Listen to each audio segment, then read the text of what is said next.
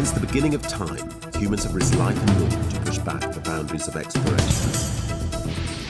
Walk outside and look at an 8-level building, and that's how big the waves were. They were about 80 feet high. If you're doing an expedition by yourself in the Arctic Ocean and you have frostbitten fingers and you try to continue, you'll end up dead. Some doctors said to my face that I would never walk again and that I would never talk again. Adventure and exploration is naturally fraught with risk and danger. But for many, it is simply the challenge that attracts them in the first place.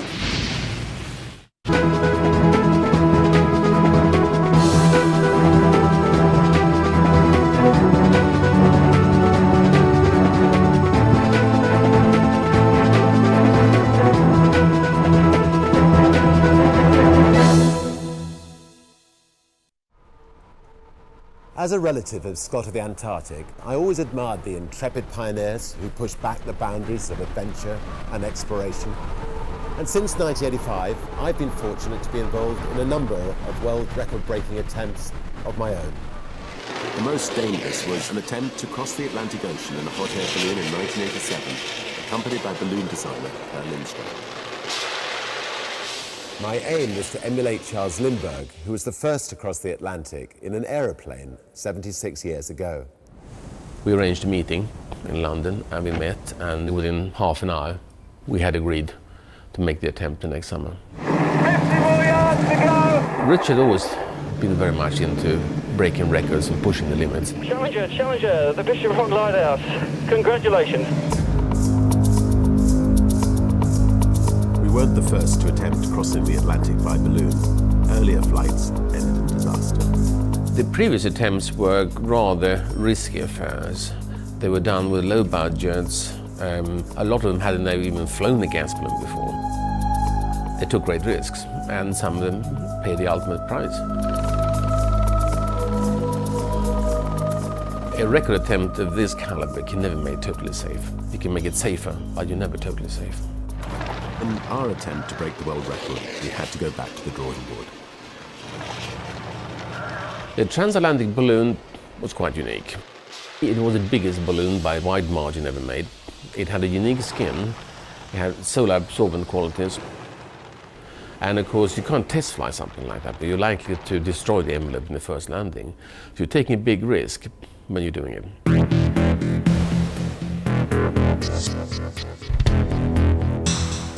We understand the launch of the Virgin Atlantic Flyer, the hot air balloon, looks like it's a definite situation coming up, so stay tuned to the Rock of Maine. Dawn, July the 2nd, 1987. We launched from the Carabasset Valley on the eastern coast of the United States. But as we take off, we encountered our first problem. We lost the fuel tank. No one expects to lose a propane tank on takeoff, but we had 6 tanks. And I reckon we could have crossed the Atlantic on half the fuel we had, so we had a good margin. Temperature inside the capsule is about 65 degrees. Now outside, we understand it is some 40 degrees below zero. They are just rocking their way across the ocean. I don't know whether you're picking me up down there, but I wish you could all be up here enjoying it with us, because beginning of a great adventure. We had successfully climbed to our cruising altitude of 27,000 feet. It was only then that it really hit home. The capsule would be our life support for the next 48 hours.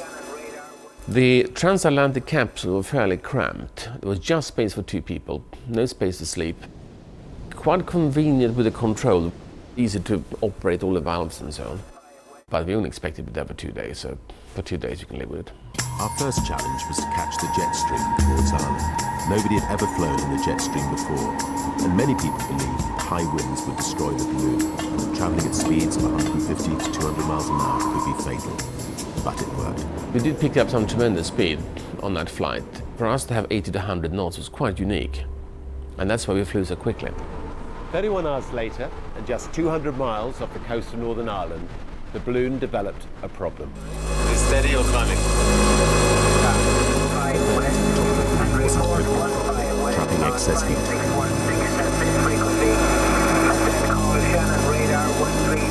And we're finding great difficulty actually getting the balloon to go down. And obviously the danger of it, the solar heating working so well that we just go up to sort of 40 or 50,000 feet is something which is worrying us.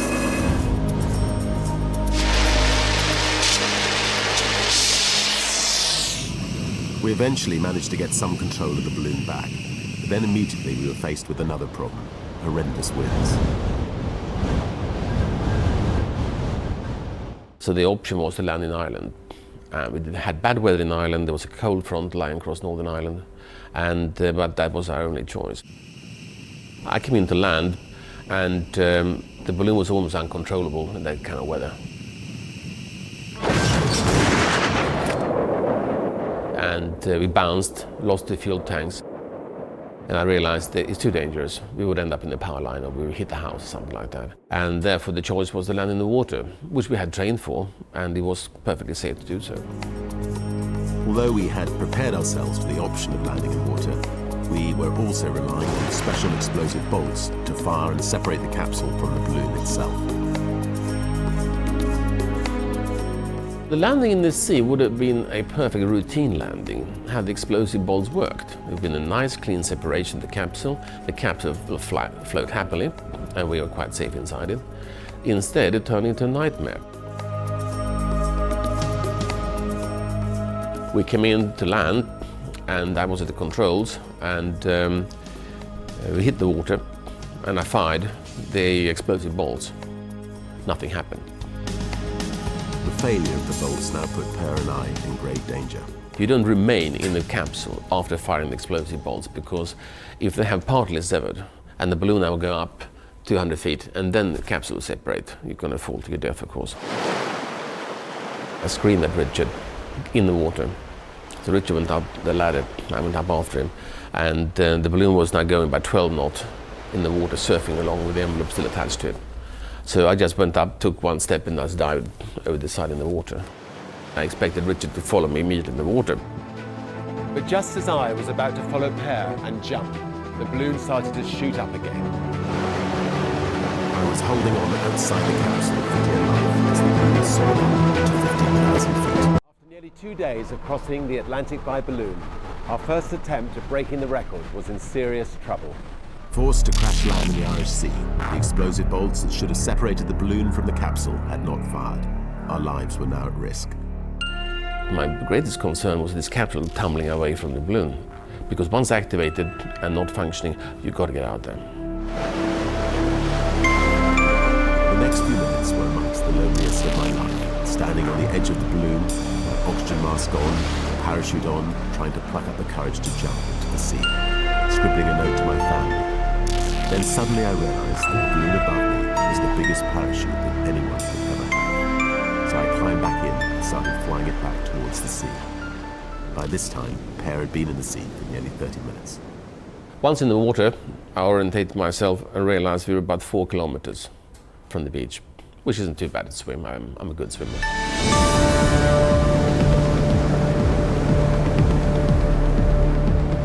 I started swimming and realized suddenly the tide is going out. The tide had exactly the same speed as I was swimming. I had 2 islands on my right, which I lined up. And now I started getting worried. I realized that it's only 12 degrees in the water.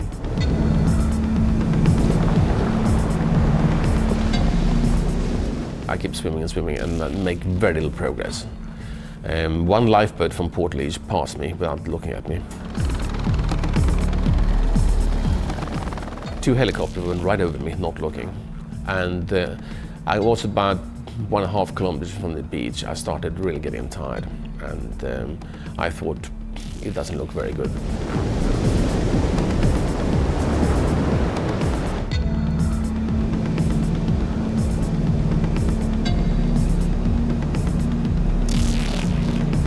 As the balloon approached the sea, I climbed back on top of the capsule and got ready to jump downwind.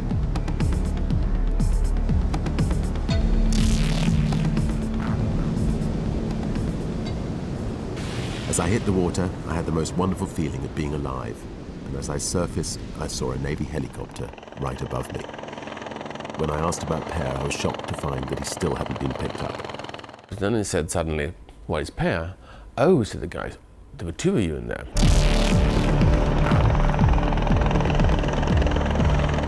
After 2 hours in the freezing cold Irish Sea, Per was located and miraculously he was still alive. It was definitely the closest call I ever had. I don't think I would have lasted more than 10 minutes. Well, despite crashing into the Irish Sea, we were still the first hot air balloonists to have ever crossed the Atlantic. Just. Any doubt about a world record is gone. They touch the ground.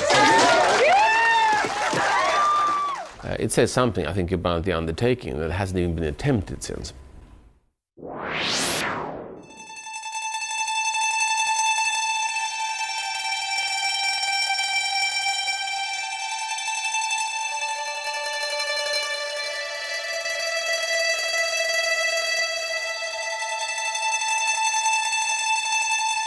For British climber Paul Pritchard, the Australian island of Tasmania provided him with the toughest challenge he would ever face. He was one of the greatest climbers of his generation, and a prize-winning writer on his sport.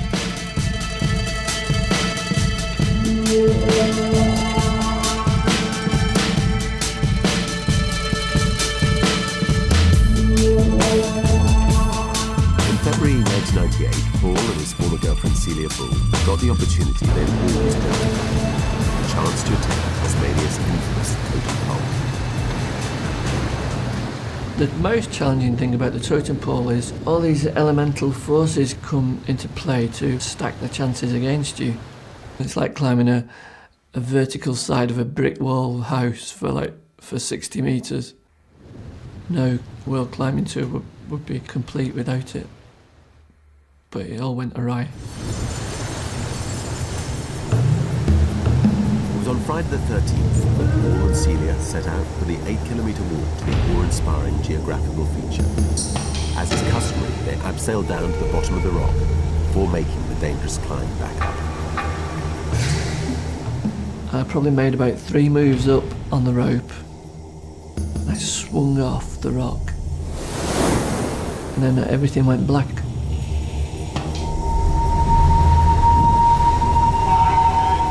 A small boulder had fallen 30 metres from the peak of the totem pole and struck Paul's head.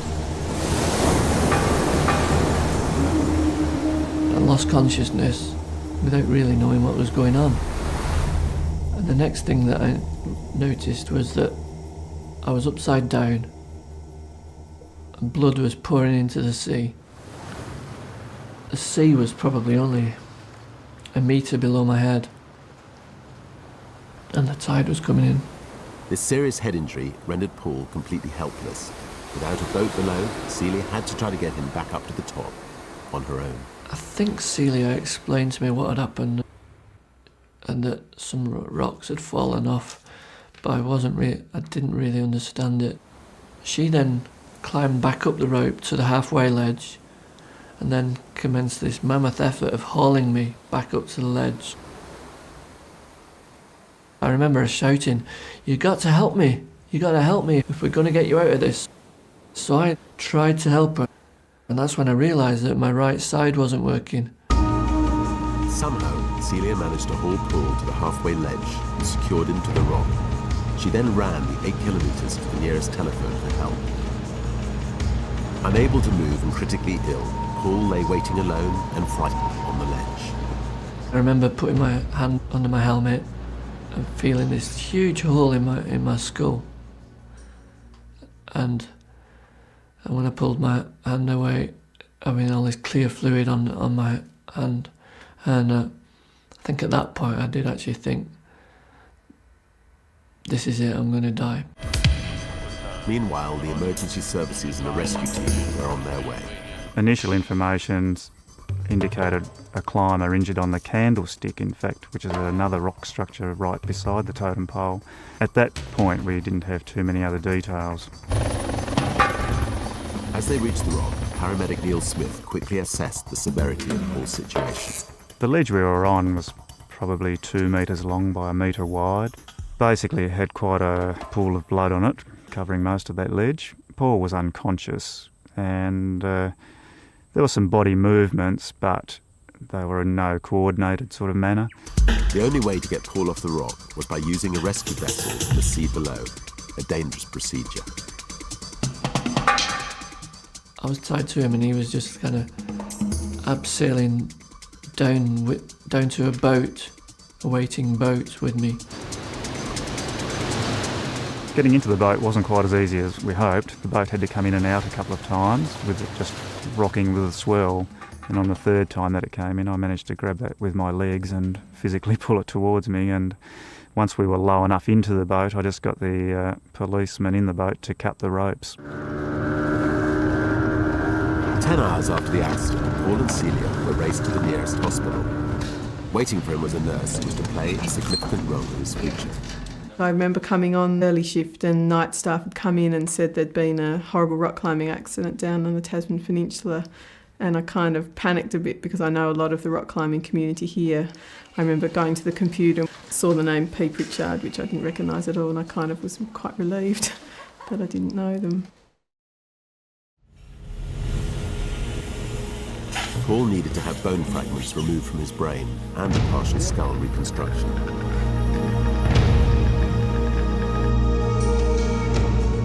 I don't think that I realised how serious my injury was until I'd come out of intensive care about 4 days later, and I realised that my right arm and right leg were like wooden poles. There's no life in them at all, and all I could do was break down in tears all the time. Paul had not only lost the use of the right side of his body, but he'd also lost his ability to communicate normally. I had to learn how to talk again. That was a really frustrating part of it, really, for me.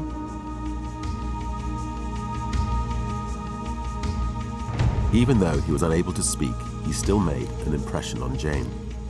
It was hard because he couldn't really say much. When I first met him, he was like kind of super polite, I guess, and I guess very reserved type, I guess, because he was still pretty much in shock himself with what had happened. Some doctors here said to my face that I would never walk again and that I would never talk again, which was really, really cruel, in fact, because with a head injury, you never know. You never know what's going to happen. Paul spent a further month in Hobart before being airlifted back to the UK to begin the long process of recovery. By now, his condition was putting a tremendous strain on his relationship with Celia. We split up as a couple, which, I mean, I'm not saying that. Anyway, we're not together anymore. Did you roll the ball away with me? I think I'm Come over to me. luckily a very positive person. Roll the ball. I think that's what really got me through this, because it was quite a long time, you know. It's like I was 9 months in rehab. It would be the same thing day in, day out. Speech therapy, physiotherapy, just learning how to dress yourself and shower yourself, and it was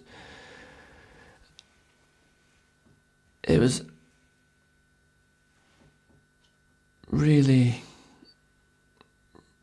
I can't describe it.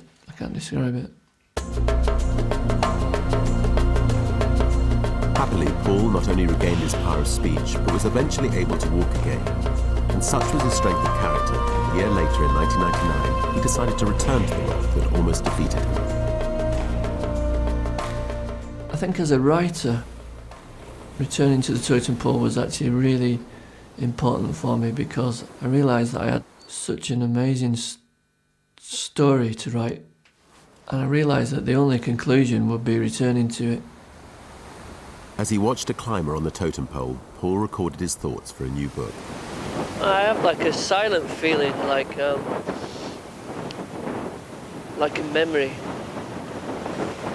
and I also have these adrenaline surges that keep kind of hitting me like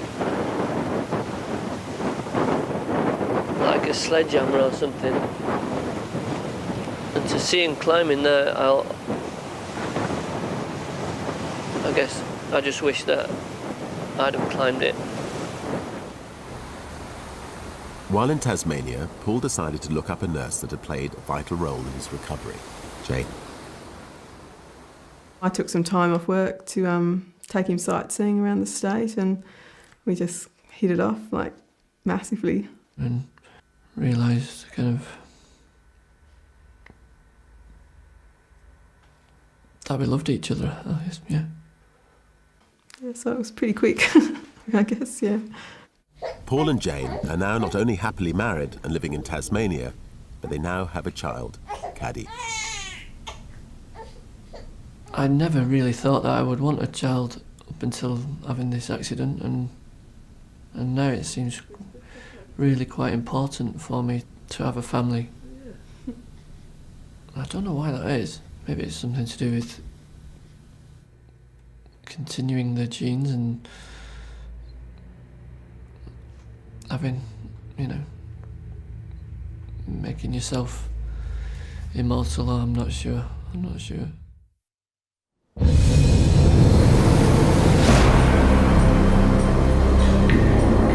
Paul was able to put the incident behind him, but not all victims of trauma are so lucky. I'm certainly much more aware these days of what the sea can do. It's just nightmares that come back to you all the time.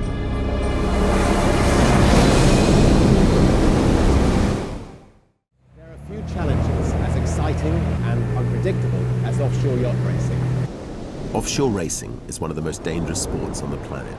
At the absolute mercy of sea conditions, your boat becomes your whole world, and your crew becomes your most important lifeline.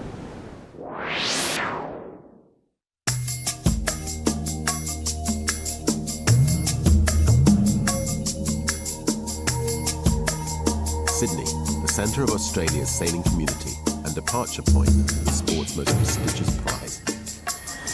The Sydney to Hobart race annually represents one of sailing's toughest challenges. In December 1998, the annual competition for Rob Matthews and his crew was to become a race for survival. The start of the Hobart race is on Boxing Day, the day after Christmas Day, and it's really something you have to see to believe. It's enormous. There's literally hundreds of thousands of people around Sydney Harbour. There are thousands of spectator boats out there to follow the fleet out through the heads and into the open ocean. The atmosphere is electric. However, in 1998, the carnival atmosphere didn't last very long. It became apparent to me very early in the afternoon, only a matter of hours after the start of the race, that something big was going to happen the next day, something unprecedented. For Rob Matthews and the crew of his boat, the Business Post Layer, the race to the finish became a race for survival.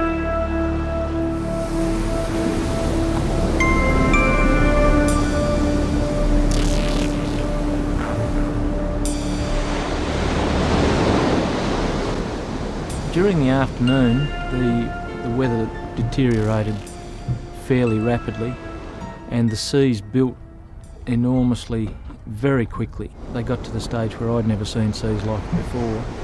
There was no panic at all amongst the crew.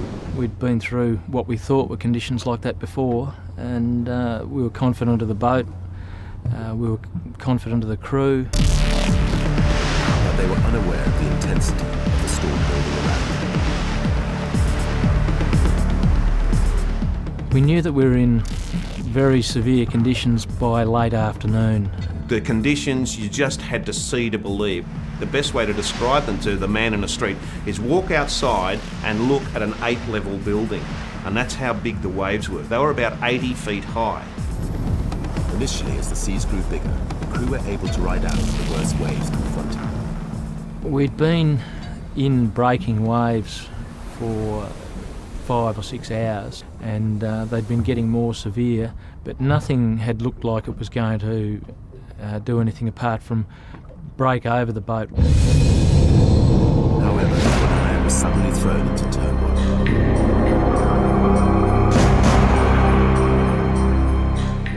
The rain and the spume that was being blown off the water was hitting your face like needles, like driving nails into your eyes. We could hear a wave coming, but you couldn't see it in the dark. I remember it happened that quickly that I couldn't steer the boat up into the wave. It just smashed into us side on, lifted us up, bang on the roof. A giant wave took the Naiad completely by surprise and capsized the boat, trapping Rob and the crew underneath. I was under the water and I was running out of breath. I may have only been there 15 or 20 seconds and I realised it wasn't going to come up. After I'd been under there and nearly out of breath, I picked my head up and stuck my nose right up in the cockpit. Just as a wave lifted us, I got my nose up in a little pocket of air, took a big snortful of air, and the boat went under again. That pocket of air absolutely saved my life.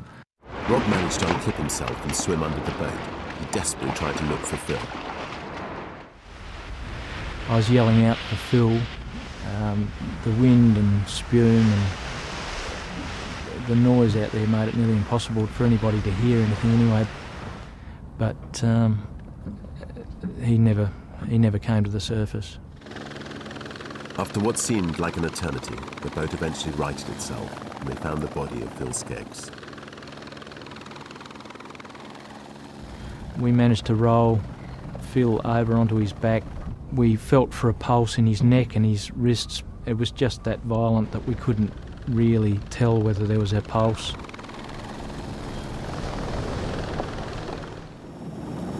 The yachts in the Sydney to Hobart race were in serious trouble. They'd run into one of the worst storms ever seen in the Tasman Sea. As dawn broke, Rob became concerned about the whereabouts of the skipper, Bruce Guys. Matthew, Sheriff and myself were out on deck hoping for any sight of a ship or a plane, some form of rescue. And I said to Matthew, haven't seen Bruce around, and he said, didn't you know, Bruce died last night. 2 members of the Naiad crew had now perished. 7 were still alive. The boat was completely disabled. All they could do was pray to be rescued. A fixed-wing aircraft flew by about 2 or 3 miles away. So straight away, Matthew fired off a parachute flare and the plane flew on. We didn't think they'd seen us. But the stricken yacht had been spotted. The Care Flight rescue helicopter was now on their way to the Naiad's location.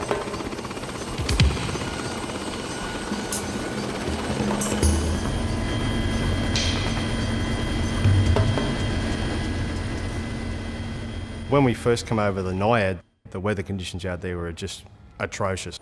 I'd never seen seas like this. We knew we had no communications with the vessel at all, so then it was a matter of spending some time for ourselves to come up with a game plan to go ahead to provide the assistance. And by doing that, we knew that we needed to get somebody on board. I looked up and there was a guy leaning out the door and he was pointing at me and pointing at the water. He looked to the left and he looked to the right and he thought, well, you mean me? I wasn't going to leave the boat without some chance of getting back to it because the conditions were still horrendous. And I jumped off the stern of the boat, swam out about probably 30 feet, and the frogman, who I now know as Murray Trainer, came down on the wire and he landed probably about 4 feet in front of me. The next second it's like we were being bungee jumped backwards. We were just absolutely reefed out of the water. It was vital for the rescue team to get as much information from Rob as possible.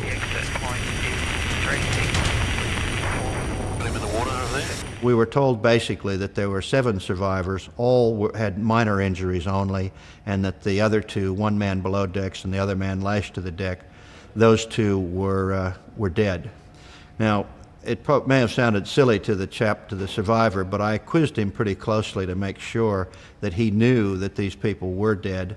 I didn't want to get back to shore with 7 survivors and then suddenly have someone express doubt about whether the 2 people we'd left on the boat were in fact dead or not. There were still 6 more crew members on the Naiad to be rescued. Time was running out. I heard them say over the intercom that they'd only be able to get 4 because they were running low on fuel. And I can remember getting quite vocal at that stage and saying, "You're not going to leave any of these blokes. You're going to have to try and get them all." And I heard the pilot say that they'd try and get them all. I did not anticipate that we would winch all 7 on board the aircraft in that one sortie. I was able to hear the conversations going on between the 3 of them. It seemed to me that the winch man was almost the guy in charge of the helicopter. He was yelling out, "Forward 2 feet, right 2 feet, left 3 feet."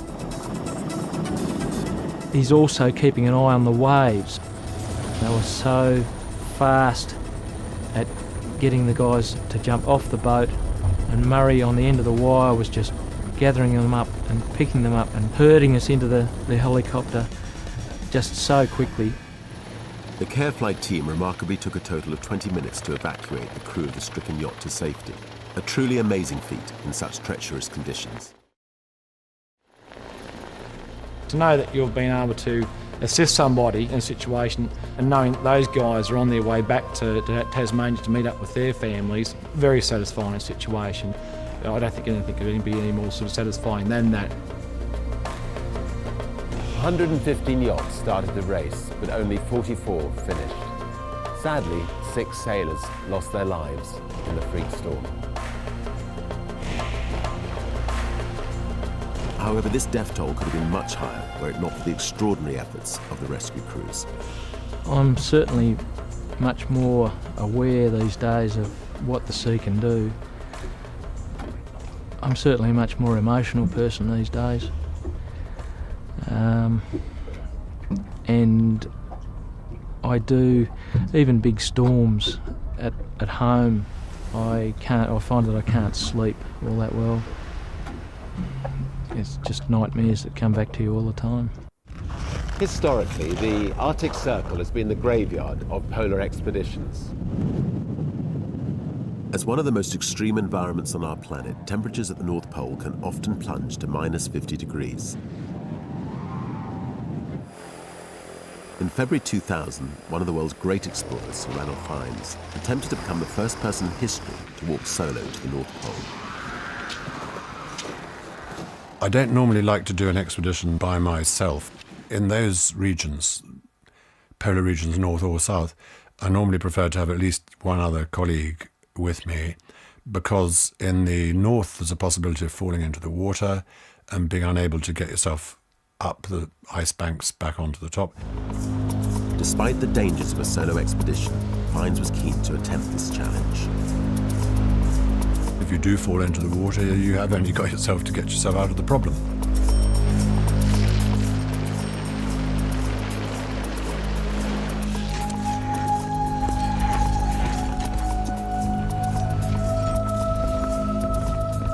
No solo, unsupported human has ever made it to the pole by the direct route, which is the difficult route. So it hasn't been done before. Lots and lots of polar trips are done the whole time, like Mount Everest, but not by this route, not this way, which is the ultimate, the most difficult way. He would face a 700-mile trek in his bid to reach the North Pole, in conditions cold enough to freeze the fluid in his eyes. Fiennes had to train hard. He'd have to pull his 2,000-pound sledges up sheer ridges, whilst trying to avoid cracks in the ice shelf to the freezing sea below. All this in a region roamed by polar bears. I've not done an expedition up here before without somebody else. The polar bears only attack the back person. If there are 9 of you, they go for the 9th person.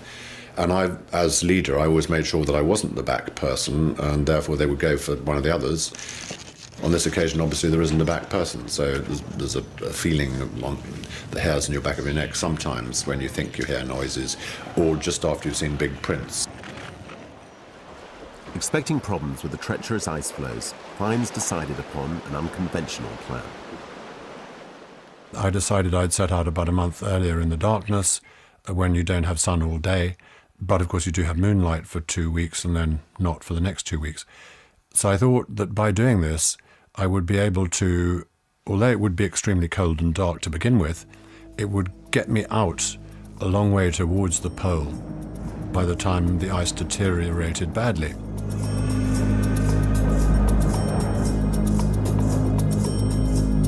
The Arctic Circle stays dark for 182 days a year. Fiennes believed that setting off before the Arctic Spring would ensure the ice he was travelling over would stay firm. But he didn't account for the actions of the moon. Because the full moon has an effect on the sea, and when the sea surged, all the ice floes on top of it cracked. And so there was a lot more sea all around in the dark and a lot of noise of tons of breaking ice. I ended up in an unhealthy situation.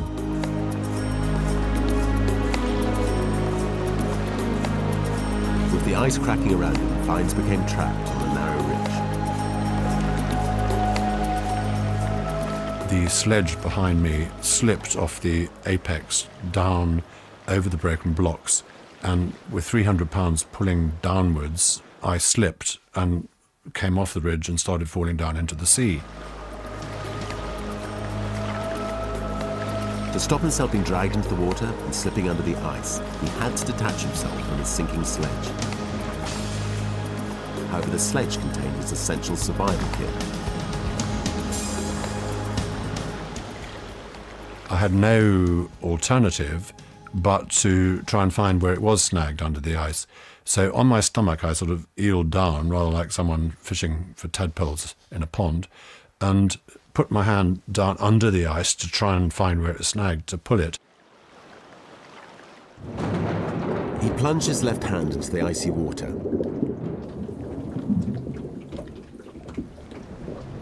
His wet fingers were then exposed to the brutal -50-degree air. Although he had successfully retrieved his sledge, he now faced an even more serious problem. If you're doing an expedition by yourself in the Arctic Ocean and you have frostbitten fingers and you try to continue, you'll end up dead. He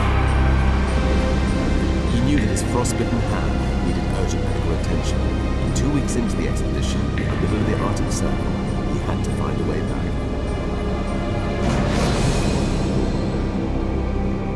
I knew there was a place called Ward Hunt Island. There wasn't actually anybody there, but there was a hut which had been lived in by an expedition that I had led 10 years or 15 years previously. So I knew exactly where it was, or I thought it did. After 24 hours, Fiennes made it to the hut and was able to radio for help. 2 days later, he was airlifted back to Canada. Although he was leaving the immediate danger of the Arctic Circle, the accident had a long-lasting effect. Within 3 days of the accident, I was in a hospital, and they said, well, they'd have to amputate a certain amount. And so they peeled off all the blistered skin. I forget the word they used, but that was not a pleasant experience. And so you've got 1 inch to 1.5 inches of red, gnarled, mummified finger sticking out, which puts people off, children scream. It can take months for the true extent of frostbite to reveal itself. Once tissue has died, it rarely regenerates. But where living tissue meets dead tissue, some of the cells can start to regrow. Fiennes was told he would have to wait 5 months before they could finally tidy up the ends of his fingers. Well, about 1 month into this waiting period, I was getting extremely irritable and unpleasant because in everyday life, you just can't not hit things with fingers. And every time the ends of one of these dead fingers knocked against something, even slightly, one's language became extremely bad. The pain became so unbearable, he decided to take matters into his own hands. With no anesthetic or surgical tools, he set about amputating his frostbitten fingers in his garden shed.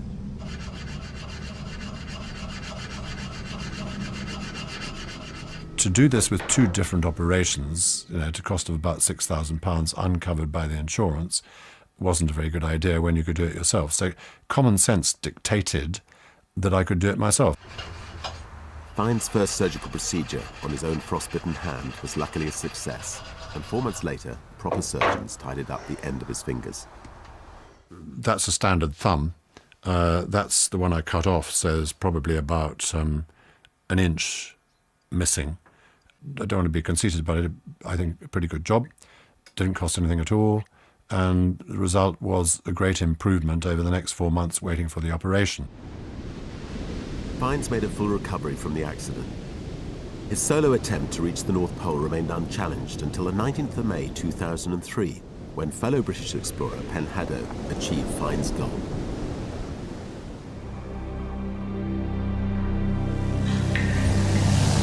Challenges like an Arctic crossing require the most intricate planning. However, even the best laid plans cannot account for freak occurrences.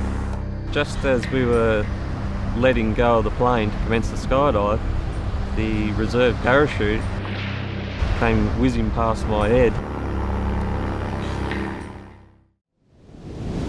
In 1986, I decided to undertake my first skydive as part of my preparations for crossing the Atlantic by balloon.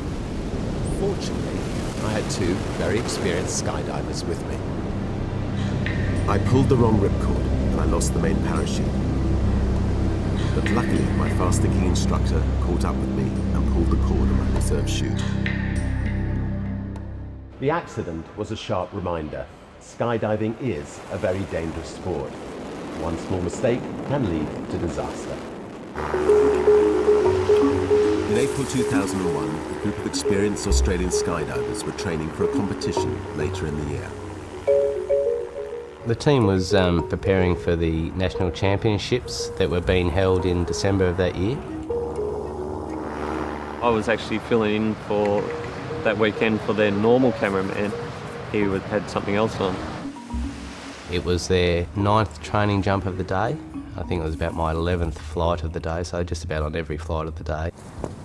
It was a beautiful day, blue sky, perfect day for skydiving. As the pilot, Barry would normally have little reason to wear a parachute. My partner Dawn made me wear the parachute that day. I would wear it one day and then not one day, but she made me stick it on that day. At 14,000 feet, the skydivers prepared for their jump. As we were climbing out for that jump, everyone set themselves in position, and just as we were letting go of the plane to commence the skydive, the reserve parachute came whizzing past my head. One of the skydivers' reserve parachutes had accidentally opened as he got ready to jump. He was dragged out of the plane, and the force of the wind wrapped the reserve chute and the skydiver around the tail of the plane, putting enormous pressure on the aircraft. About 2-ton pull force on the end of the tailplane. After 11 seconds fighting with the plane like that, in that condition, the tail actually separated. As the rest of the divers jumped out, Simon's camera continued to capture the unfolding events. Eventually, the tail separated from the plane, with the skydiver still attached. As it was sort of nosediving towards the ground, that as I'm free-falling behind it, hoping that, wishing that Barry, get out of the plane, get out of the plane. How I reacted was to try and get everyone out before it lost it completely. I just started screaming at them as hard as I could to get out. Once sure that all the skydivers had exited the plane, Barry made his move. So I shut the plane down, shut the engine down, turned the fuel off, gave a mayday call, and then proceeded to exit the plane. However, once Barry relinquished the controls, the plane went into a deadly spin. It just wound up and I just got pushed straight to the floor. My foot got caught around the seat belts. I couldn't quite get my foot out. I had to slip a boot off. You can see the ground getting closer and realising that there's not a whole lot of time left. And it's like, come on, come on, come on. I thought I was going to die. I couldn't get the door open. It was jamming against itself. The plane was picking up speed. It was really starting to accelerate towards the ground. I could get a glimpse of the horizon. I knew I was getting down to about 5,000 or 6,000 feet. And I knew that if I didn't get that door open really quickly, that there was going to be curtains. The thought of not seeing my daughter again just made me somehow strength come over me, and I just got the door open and I knew I had to get out. At the last possible second, Barry managed to jump out of the doomed aircraft and deploy his parachute. It was a matter of 2 or 3 seconds that I saw Barry's parachute open until the plane impacted with the ground.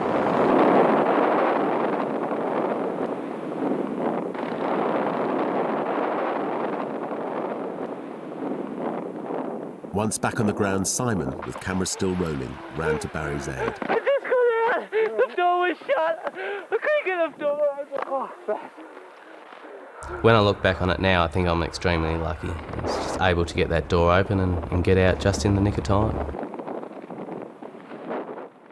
Sadly, the skydiver wrapped around the tail of the plane died when the aircraft hit the ground. The team has not jumped together since. I felt heartbroken. To lose a good friend like that, it's a hard thing for anyone to go through.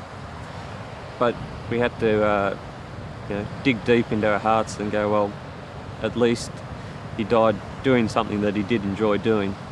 Without Dawson's brave efforts, there would have been many more victims. I think I'm a little bit more appreciative of life. Family means a lot to me. Now I think I respect a lot more the people that are really close to you. When you think you're about to die, that's what you're thinking of. You're not thinking about paying your phone bill.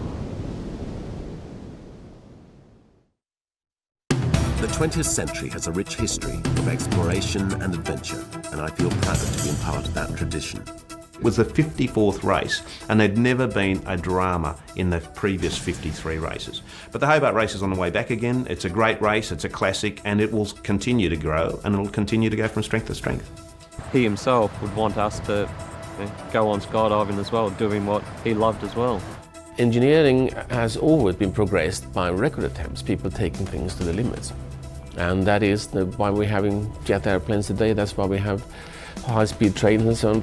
You've got to try the limits and make it go faster and better. But will the 21st century see the same desire to push the boundaries even further, despite the dangers? I certainly hope so.